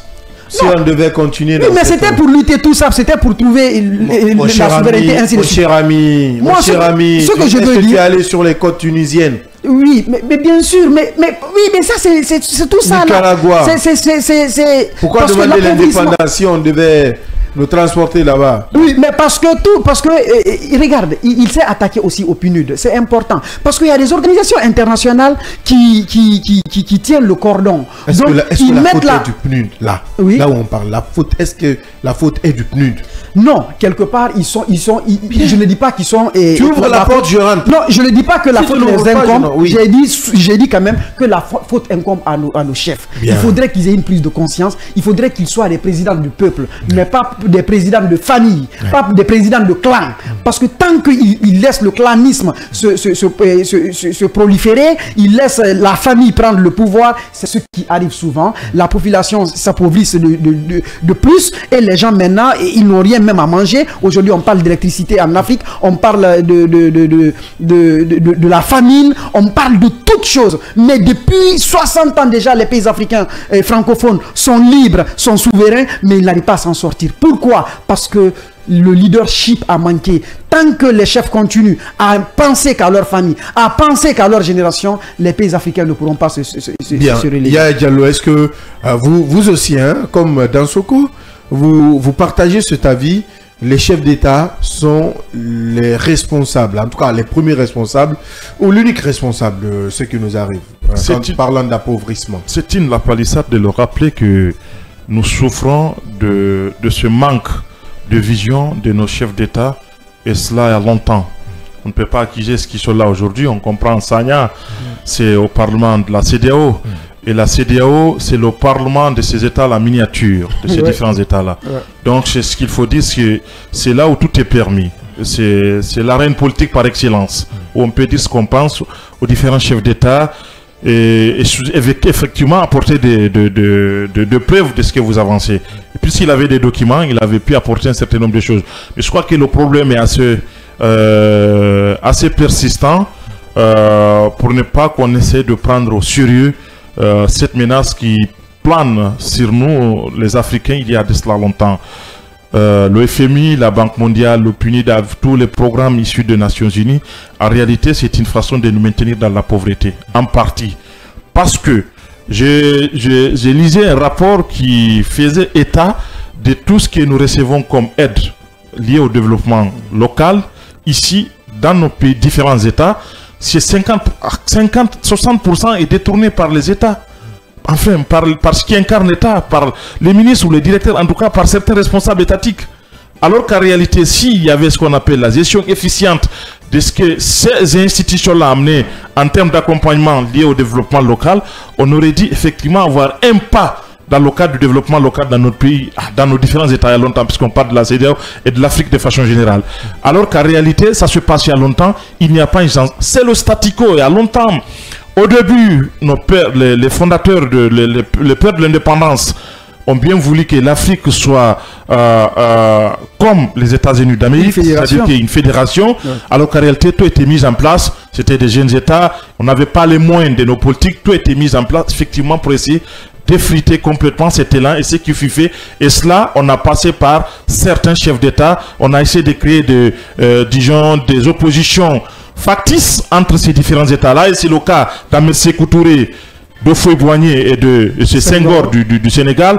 On a essayé de prioriser ou de privilégier certains au détriment de certains, alors ça crée de la jalousie et finalement, ce qui devrait mener nos différents États-là vers une confédération ou une fédération ont été effectivement opposés à l'interne et puis finalement, ça n'a pas pu marcher. Ce qui continue aujourd'hui, on entend dire effectivement en Afrique de l'Ouest ici, le Sénégal, c'est disons, c'est le bébé gâté de la France parce que la diplomatie française, elle est en partie menée par le Sénégal au niveau de la sous-région, alors qu'en réalité, on parle de l'Afrique là. Quand on parle de l'Afrique de l'Ouest, c'est une communauté, on doit tenir compte de toutes nos préoccupations. Alors, pour revenir sur le cas de Sagna, il faut rappeler qu'il est issu du PASTEF. Et le PASTEF fait la promotion de la réappropriation de l'Afrique par les Africains. C'est important de le souligner. Et il faut dire effectivement qu'aujourd'hui, le président Bassirou Diomaye Faye est dans cette logique. Pas que Sagna, même Bassirou Diomaye Faye, au premier de quel même le leader. Tout le PASTEF. Le leader du PASTEF, l'actuel Premier ministre, c'est le discours qu'ils ont tenu il y a longtemps. Pour eux, il faut complètement casser, reconstruire la CEDEAO parce qu'il y a un problème à l'interne. Donc, ce qui a valu effectivement le choix de Diomaye Faye pour aller vers ces différents États parce que c'est le mieux placé, parce qu'on considère qu'il est au juste milieu. Donc, il peut certainement parler aux autres parce qu'il n'est pas comptable de la gestion antérieure de la CEDEAO. Et c'est le cas aujourd'hui. Moi, je suis de ceux qui pensent qu'aujourd'hui, il faut que ça cesse et que les gens comprennent effectivement quand on est parlementaire au niveau de la CEDEAO, on n'a pas pour mission de venir là-bas défendre le bilan d'un chef d'État. Il faut mettre à nu les manquements. C'est ça la mission d'un parlementaire. Bien. Le contrôle de l'action gouvernementale, je crois que cela doit être de mise. Mais on comprend effectivement parce que les gens ne comprennent pas. Certainement, c'est des personnes qu'on a cooptées ici et là. Ils sont redevables à une personne. Il faut vaille que va essayer de dire à la personne, de prouver à la personne effectivement, je suis fidèle à vous. Et là, ad vitam aeternam. Je crois que c'est important que ça cesse et que les uns et les autres comprennent aujourd'hui il y a une nécessité absolue que les choses changent. Bien. Et les choses ne changeront pas d'elles-mêmes. Il faut que nous les Africains, que nous prenions conscience, il y a un besoin que la CEDEAO change absolument, et que l'institution soit une institution au service du peuple ouest-africain. Au service des peuples africains, il faut le rappeler. On va voir regarder ensemble ou suivre ensemble, pour ceux qui sont à la radio, cet incident qui s'est produit ce week-end même du côté du Parlement de la CEDEAO entre le député Sanya et la première vice-présidente. On suit ça et derrière on se retrouve pour le décryptage.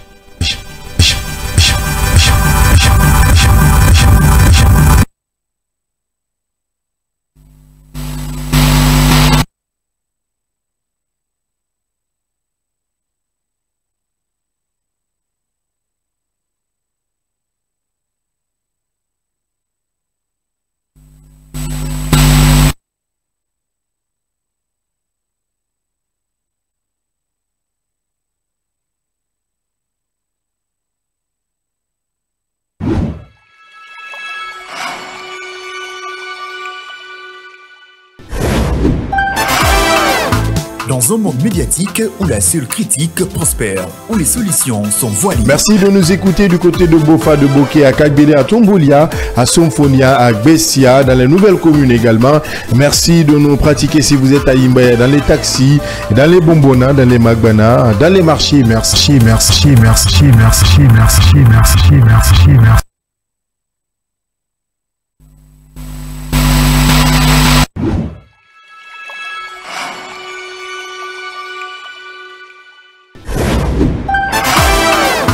Dans un monde médiatique où la seule critique prospère, où les solutions sont voilées. Merci de nous écouter du côté de Bofa, de Boké, à Kagbele, à Tombolia, à Somfonia, à Bessia, dans les nouvelles communes également. Merci de nous pratiquer si vous êtes à Imbaya, dans les taxis, dans les bonbonnas, dans les magbana, dans les marchés. Merci de préférer Kavi Média, le média du développement. Le scanner, c'est l'émission du débat constructif. Bon Mohamed, on parle encore d'énergie et encore de cette problématique qui perdure, qui persiste et qui insiste. Vous n'avez pas de courant chez vous? C'est toujours le tour, hein. Ah bon? L'éternel cahier de charge. Vous vivez ça toujours là? C'est-à-dire, il y a des moments où vous passez la nuit jusqu'au petit matin, il n'y a pas d'électricité? Essayez de donner un peu le nom du quartier, on veut savoir si c'est Conakry ou bien c'est Conde de Breka. Non, c'est Conakry. Voilà. Vous avez dit une chose très importante en disant que il pleut, mais il n'y a pas d'électricité. Donc, la question que l'on devait se poser, est-ce que Kaleta est une arnaque? Est-ce que Swapiti est une arnaque? Donc, moi je pense que ce n'est pas des projets qui sont importants, mais c'est qui doit suivre ces projets. Effectivement, qu'à l'État soit petit, on ne peut plus compter sur ces barrages-là. Pour la vision du PNUD. Et je vais vous dire pourquoi. Le titre du document que vous nous avez présenté, c'est « État des lieux, pauvreté et inégalité en Afrique de l'Ouest ». En réalité, le titre devrait être « État des lieux, appauvrissement et non pauvreté ». Appauvrissement et inégalité en Afrique de l'Ouest. Tant que le PNUD va continuer à dire pauvreté, le PNUD en réalité n'est pas dans une perspective de soutenir la sortie du sous-développement. C'est appauvrissement. Nous sommes les pays les plus riches de la planète Terre. Tant que les gens diront que l'Afrique de l'Ouest est pauvre, ça veut dire que ces gens-là font partie du problème. C'est appauvrissement. Mais pourquoi vous n'osez pas dire appauvrissement? Parce que qui a appauvri l'Afrique? Ce sont nos présidents. Et vous ne voulez pas fâcher nos présidents. Vous ne voulez pas que l'Afrique soit... Chers collègues, contrôlez votre langage. Contrôlez votre langage. Qui a appauvri l'Afrique? Ce sont nos chefs d'État. Contrôlez votre langage, sinon je vous retire la parole. Maintenant, votre métier. Qu'est-ce qui est à contrôler? C'est le fait que j'ai dit que ce sont nos chefs d'État qui ont appauvri l'Afrique. Comme ça, je vais changer. Mais qui a dit oui? Qui a dit oui? Ok. Vous suivez. Elle me dit que je ne contrôle pas mon langage. Je veux savoir. Oui, mais vous dites que les chefs d'État ont appauvri l'Afrique. C'est une insulte? C'est la manière de présenter. Non, est-ce que c'est une insulte de dire que nos chefs d'État ont appauvri l'Afrique? Oui, mais c'est la manière de présenter, c'est la manière de présenter. S'il vous plaît, honorable collègue, chers collègues, c'est la manière de présenter. Et vous regardez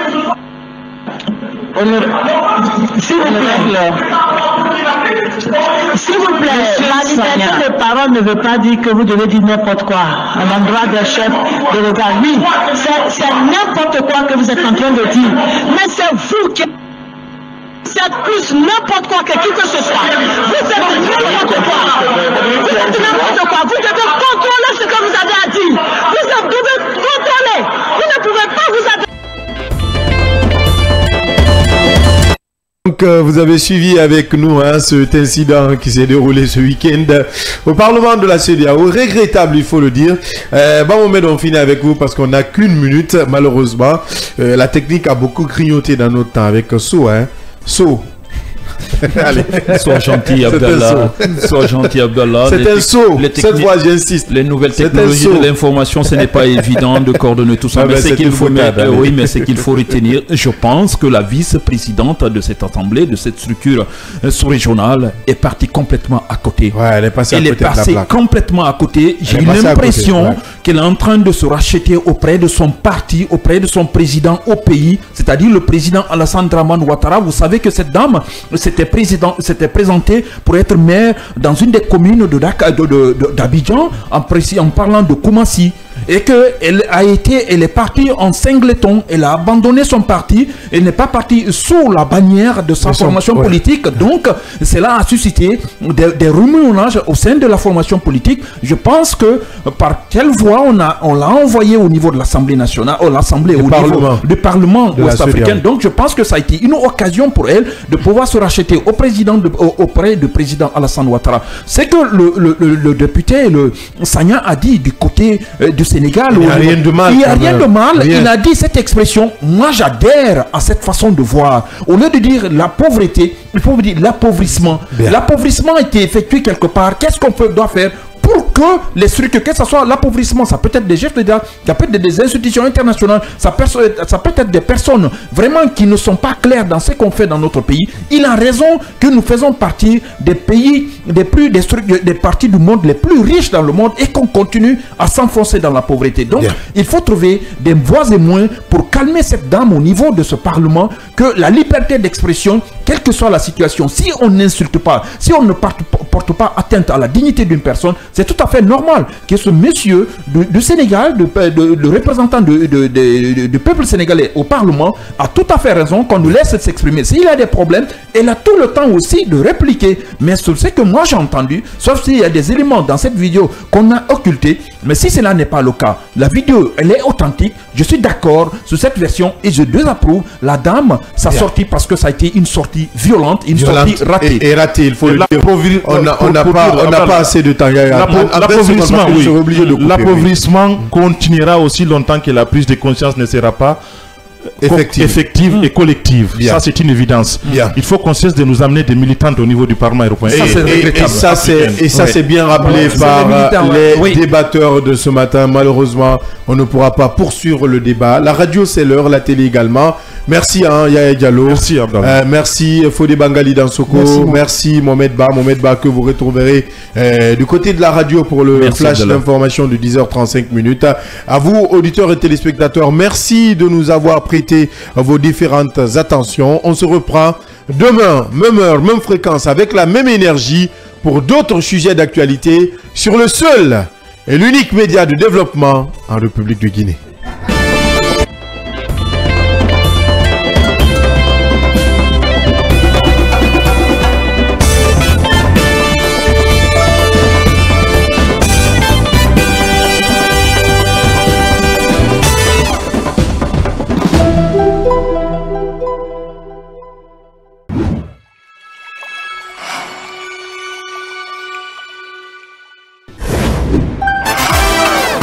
Dans un monde médiatique où la seule critique prospère, où les solutions sont voilées. Merci de nous écouter du côté de Bofa, de Boké, à Kagbele, à Tomboulia, à Somfonia, à Bessia, dans les nouvelles communes également. Merci de nous pratiquer si vous êtes à Imbaya, dans les taxis, dans les bonbonnas, dans les magbana, dans les marchés. Merci de préférer Kavi Média, le média du développement. Le scanner, c'est l'émission du débat constructif. Bon moment, on parle encore d'énergie et encore de cette problématique qui perdure, qui persiste et qui insiste. Vous n'avez pas de courant chez vous? C'est toujours le tour. Hein. Ah bon? L'éternel cahier de charge. Vous vivez ça toujours là? C'est-à-dire, il y a des moments où vous passez la nuit jusqu'au petit matin, il n'y a pas d'électricité. Essayez de donner un peu le nom du quartier, on veut savoir si c'est Conakry ou bien c'est Conde de Breka. Non, c'est Conakry. Voilà. Vous avez dit une chose très importante en disant